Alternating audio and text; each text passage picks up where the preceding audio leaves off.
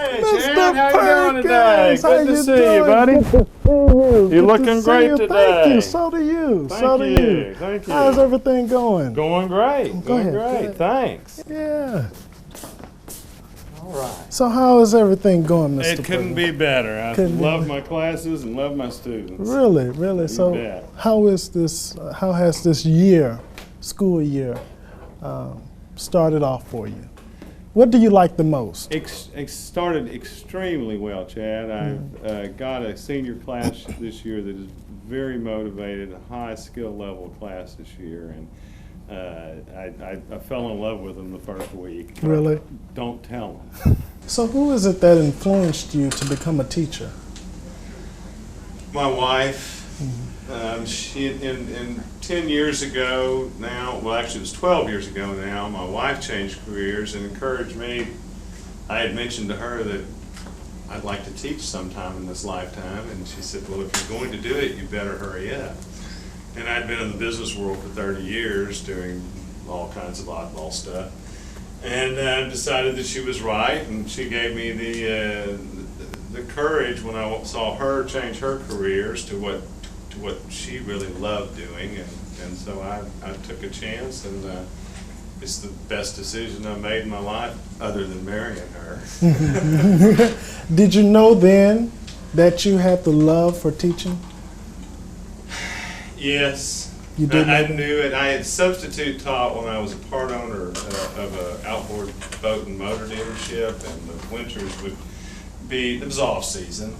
And so I did a little bit of substitute teaching back in the early 90s, and decided that at that time that I kind of liked it, but I kind of just got lazy for a few years before it really dawned on me that, hey, this is serious, and you need to do something about it if you really believe it's serious. And I'm glad I've never regretted it for a second. Describe your philosophy of teaching.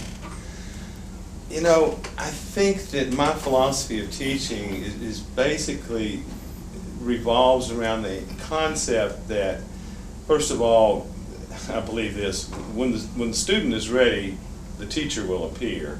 So I'm hoping I have a lot of students that are ready. But really, as an English teacher and specializing in literature and Shakespeare and those kinds of things, what I discovered over the years is that I really am not smart enough to teach literature. Really? Yes, but what I think I can do is I think I can use literature to teach you about life. And if I can give you one little bitty piece of anything that will help you succeed in your life, I've succeeded. You know, I think that's interesting because as a teacher, how do you teach your students to become more accepting of one another? Wow, what a day for this interview to take place on 9/11, because that is something that I talk to my classes about today. Really? Yes, this day that we don't celebrate it, but this day that we acknowledge this event, this tragic event that happened in our life. And that's one of the things I try to bring up about this, is that I hope to see this kind of a day become a day where people come together rather than separating themselves. Would you describe yourself as a tough teacher or an understanding teacher? I think a good teacher has to be a little bit of both. But How so? well, in that I have to recognize that my students, they're people too. They have real problems. They have real things going on in their lives. A lot of times, situations and circumstances that I can only imagine, and some of them are quite desperate. And so I do have to be understanding when I have a student that's late every day for first period, and she has to get her baby to daycare. I have to be understanding, but I have to be tough in that I still have expectations. She still has. I see high school career. That's still my student's job, first job, get that high school diploma. And I have to be tough. I cannot let a student leave my class that doesn't understand that in our world, you don't get something for not doing what's expected of you. And that's more than anything, I think, what I try to instill in my students, that you must do what you're expected. If you don't do what's expected of you in my class and I pass you, I've taught you the wrong lesson. Go. When I say this, I'm speaking of it from experience. You are a gentle soul. You seem so calm and tranquil. Thank you. Where does that emanate from? Where does that come from? Being that we live in such a chaotic world. That had to come from my father. He was a very kind, gentle soul, and I would say his example was just one that showed me that anger and getting red in the face and getting in your face, that was not going to work to anybody's advantage. And I feel like it's the real me. I can't fake it any other way. I can kind of act like I'm mad every now and then, but I don't fool my students for long. Your students know you as Mr. Perkins. Your wife know you as husband, best friend. Who are you? Who are you inside? I'm a guy that's got a lot of questions, and I'm searching for answers. And even at my age, I see myself as a seeker of knowledge. I think the people that have it the most together are the people that realize how much they don't know. What an answer. I really enjoyed that. Well, thank you so much. Thank you, Chad. It's been great seeing you again. Good luck. Hold on a second. I want to. Yay, Mr. Merritt. Chad, how you doing, man? Good to see you. Good to see you. Good to see you. Once a tour, always a tour. That's right. That's right. All right. Mr. Merritt, you have been teaching for 30 plus years. Yes. What is it that keeps you coming back after the 30th year? Goodness. Oh, Chad. It's been 36 to be exact. Wow. I think it's the students. It's the students and the idea that even when I think I'm ready to retire, another group of students will come through, and then I want to see them through graduation. So it's the students and the love that I have for what I do. So who influenced you to become a teacher? I will say it and repeat it as long as I have breath in my body. Number one, of course, my mom, my first teacher. But then I have to say it's my high school speech and debate coach, Mrs. Susan Burris, now Susan Martin. Really? It has to be her. She was my guardian angel. Really? Had it not been for her, when I was dismissed from the football team, my junior year at Ball High, the spring of my junior year, she saw a change in my attitude and my behavior. And she just asked me one day, she said, "What is wrong with you? Something has changed. You're not the same person that I met the fall," I guess that would have been the fall of 1970. Ooh. And I told her what happened. I said, I've been dismissed from the football team. If I don't get a football scholarship, I don't know what I'm going to do. She said to me like a mother would, "If you're not going to play football, join the speech and debate team." She said she'd seen enough potential that I would do good in competitive speech and debate, which is forensics. I did my senior year, and it was magical. My senior year was magical. Scholarships, opportunities came around, but it had not been from her. Had it not been for her to see my pain and encourage me to join the debate team, I never would have been introduced to high school competitive speech. And from that point forward, you were... From that point forward, from that year, I had a phenomenal senior year, district championship in poetry interpretation, regional finalist, one position from going to state in poetry interpretation my senior year. Won the district championship in Galveston, Texas. Went off to Texas A&I University in Kingsville, Texas. The alma mater of my high school coach, Miss Burles, was mentored under her college coach for 4 years. From there, back to Galveston. I thought I was going to be in Dallas, Austin, Houston, because I interviewed with those districts. But it so happened that I wound right back here in Galveston. Served for a couple of years, and all my professional teaching career has been here in Galveston. So I've come full circle. As I tell people, I'm a welcome back Carter, going back to the 1970s sitcom, Welcome Back Carter. So a guy who returns to his high school and teaches the sweat hogs.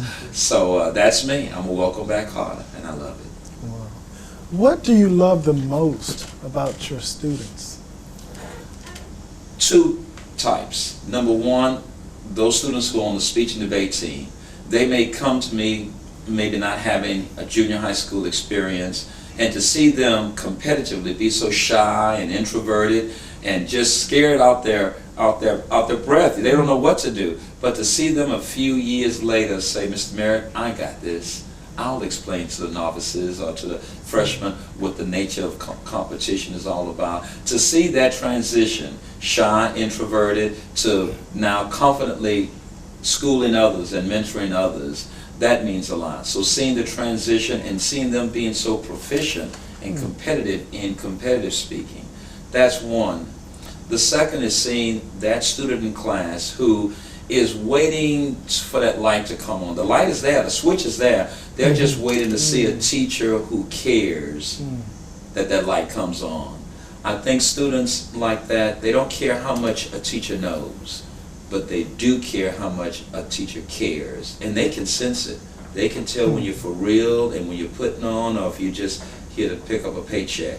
So those type of students, the competitor who gains that confidence, and the student who, like my high school coach, can see something in them and try to do their best to bring that out. Take us to the day of the tournament, and you have to ease the students, because I'm going to tell you right now, public speaking is not an easy task. How do you ease a person? How do you ease a student to come down to give their best? You never want to get rid of the butterflies, the nervousness, the apprehension, the sweaty palms, the trembling in places that you never trembled before. You never get rid of the butterflies. You just want them all to fly in the same direction. So we get those butterflies to go in unison in the same direction by, number one, making sure you're prepared. If you've done all the research you can to be prepared, the nervousness should come. The second thing we might do is tongue twisters. I remember those. Do you remember those tongue twisters? Oh man, everybody remembers Peter Piper picked the peck of pickled peppers. But when you can go with Silly Sally has some butter, but no, Betty Botter had some butter, but she said this butter's bitter. I will put this bitter butter in my batter. It will make my better batter bitter. And the student winds up laughing at themselves, relieving some tension. You'll see some students physically doing exercises or stretching just to keep a body at ease. So I guess what I'm saying, the first thing, you must be prepared. Do all you can, because a good presentation, be it interpretation, debate, or public speaking, comes from someone who's prepared. Sometimes success is nothing but opportunity meeting preparation. So if you're prepared, and then that nervousness that you feel, the apprehensiveness, the butterflies, if you will, you want to control that and let that adrenaline work for you to make your presentation more dynamic. If you look at it blasé, oh, I can do this, or it's nothing, you're not really gearing up that adrenaline flow to make your presentation dynamic. So those are three things that we do to just make sure prepared, tongue twisters, and then the confidence to say, I can get in there and do it, and be as competitive as anyone else. So it is normal to be nervous? Yes, in fact, it should be par for the course. You should be nervous. You're just taking that adrenaline, and that's all it is, a rush of adrenaline. You just want to control it by telling yourself, number one, I'm prepared. Number two, I owe it to myself to relax and not let the nerves come, because all the time I put into it. And then number three, I am confident I can do it. What is it if a student want to become a public speaker, or they want to be in the speech class? what are the proper steps they should take for next year, for now, and for years to come? What should they do? I have students on the competitive debate team who are not even in the class. Really? Because of the GPA or AP, GPA, pre-AP, it hurts some students to be in the class because we're just regular grade point average. But if they express an interest, the desire has to be there, the pathos, if you will, the passion has to be there. If they're willing to say, I'll work before school, after school, in between classes, stop by my room to get the information, the door is open to them. Number two, to get over that, and it's not all about winning trophies. I tell the students, I'll share this story. The salutatorian of Ball High a few years ago came to me in tears and said, Mr. Merritt, I feel bad, I never won a trophy for you. And I had to set him down. And I said, if that's the impression I've given you, I have not done my job. The benefits of being on the speech and debate team could manifest itself years from now when a student like yourself is conducting an interview. When they go for a job interview and they know the importance of appearance and speaking correctly, or presenting themselves with a firm handshake, or being able to adequately answer a question directly. Those are the benefits, the intangibles, if you will, the lifelong skills of being on the speech and debate team. So it's not all about just winning trophies. They're fine, but I think the student gains much more. That self-confidence can never be taken away. The organizational skills can never be taken away. And even if you're not a good speaker, if you become more of a critical listener, because that's the flip side of being a good communicator, you become first a good listener. So those are the intangibles. Those skills will last a student a lifetime. They become lifelong skills. So if a student is interested, the door is open. Whether they sign up for the elective year-long debate 1, 2, or 3 class, or if they say, I can't take the class, but I'm willing to learn. I'll listen to my Letterman. They will become mentors, and I believe in passing of a torch. If one coach can't do it, if I'm busy, those seniors, those Lettermen, know that it's important for them to give just like someone gave to them. And that keeps the legacy and the winning tradition going at Ball High. Define yourself. What is it that you want your students to know about you and students to come? I think I want students to know I care, that I'm one of them. I am a proud graduate of Ball High School. Happy to say class of 1972. And we're celebrating our 40th year reunion. I am a BOI. I am a Ball High School graduate. Purple and gold runs in this body. And because of the love I have for my students, I want them to see that in me. I want them to see that I'm one of them, no matter where you come from. If you have a determination to go somewhere that maybe someone in the family hasn't, you have somebody in me who will help you make. If they make that first important step that becomes so difficult, I'm here to help them make the second step. The other thing that classifies me is that I'm always a student. I think it's important to give back, and I'm willing to learn. I think like the other teachers mentioned earlier, and I heard another interview, again, I'm constantly finding out, and I'm going to forever be a lifelong student.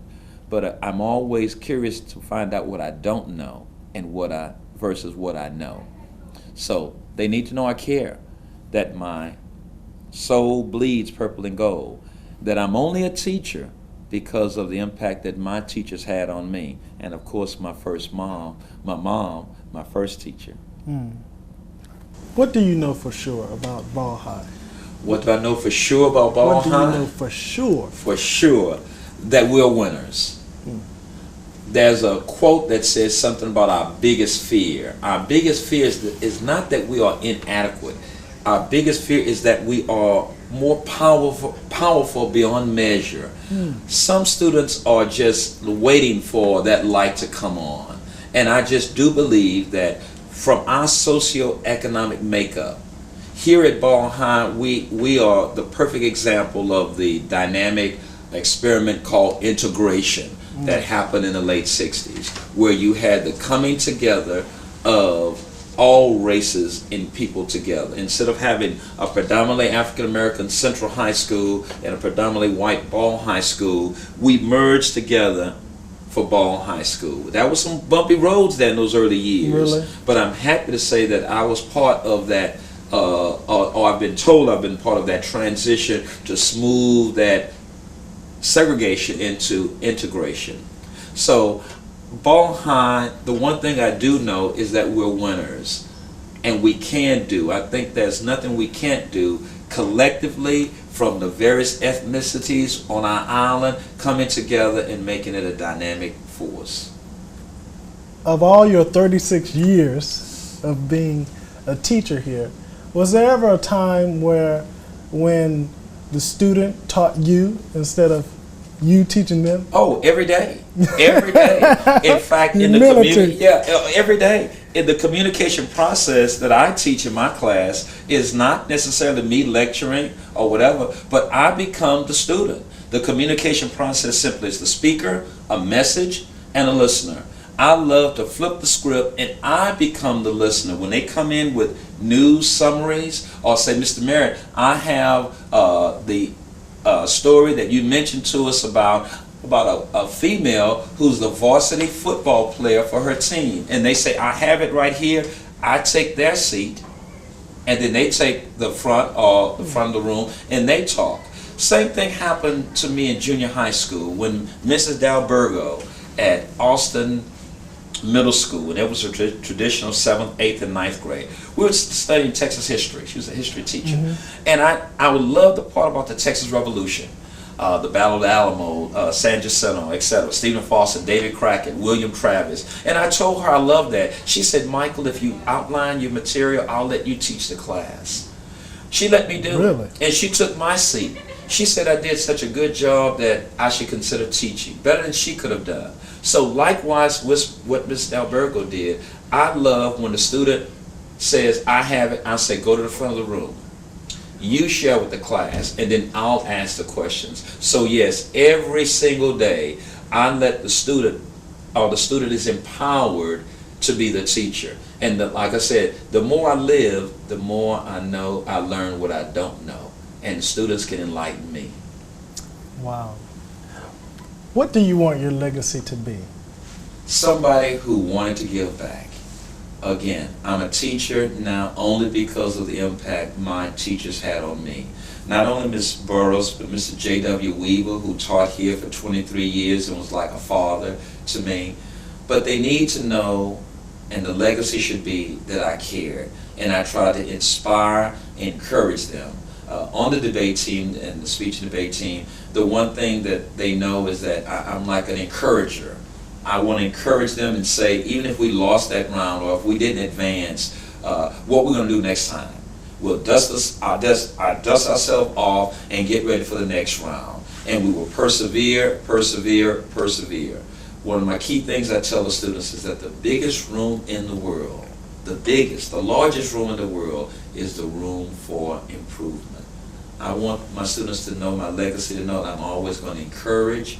If we don't succeed the first time, we're going to persevere and try it again.